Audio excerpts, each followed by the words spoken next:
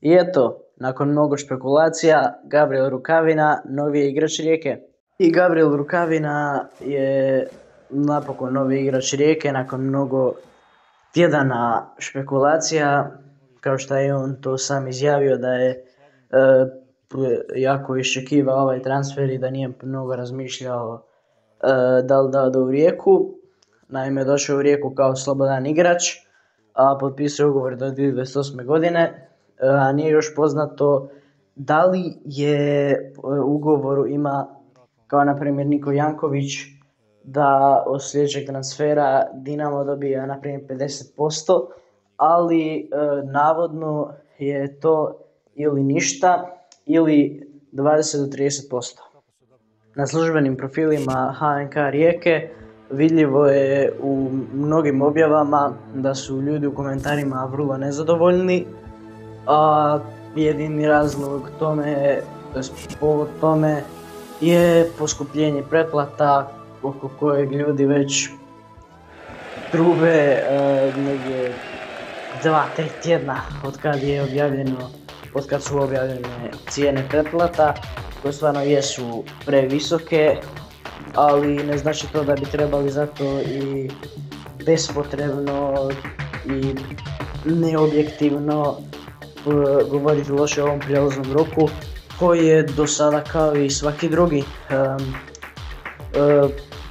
Nije da su Fruk, Pašalić, Ivanović, Janković bili neke mega zvijezde kad su došli.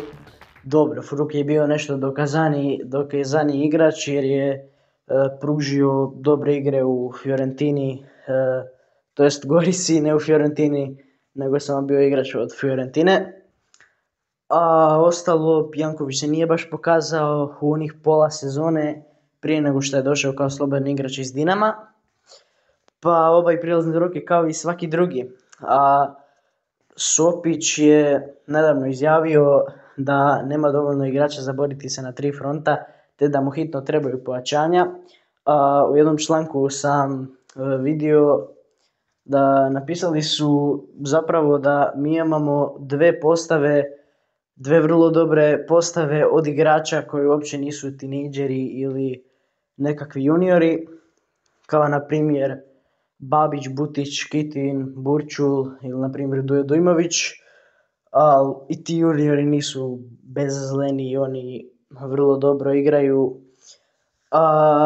Znači ta druga ekipa Rijeke po meni bi bila kao Osijek prošle sezone, znači borila bi se za 4. mjesto. Zapravo nisu ni otišli neki najvažniji igrači,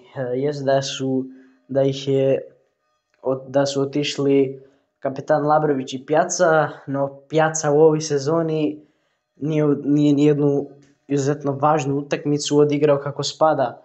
Protiv Dinama nije ništa radio, pogotovo na Maksimiru, a nakon zabijenog pogotka Dinamo na Rujevici u onoj utakmici sezone, to je penal zabijenog, praktički se izvinjavao Bad Blue Boysima. A što se tiče Lavrovića, definitivno je značajni odlazak od Pjace. Lavrović je sjajan golman, eto i u reprezentaciji bio na ovom Euru koji nije nešto uspješan bio za Hrvatsku, ali ipak tamo je u reprezentaciji među najboljim hrvatskim golmanima je. I eto, ali dobro da imamo još jednog igrača koji ima te kapetanske liderske osobine, a to je Smolčić koji je novi kapetan. I eto, za kraj da malo iskomentiram ove nove dresove. Gostujući mi je ok, ali ta nekako izvedba tog morskog psa mislim da je mogla biti bolja.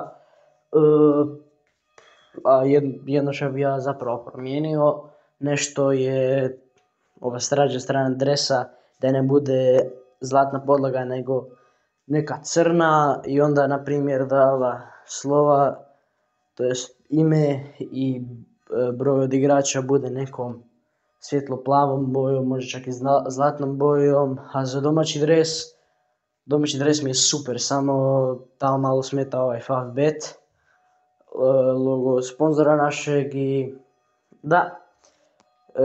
mislim da je to za današnji video.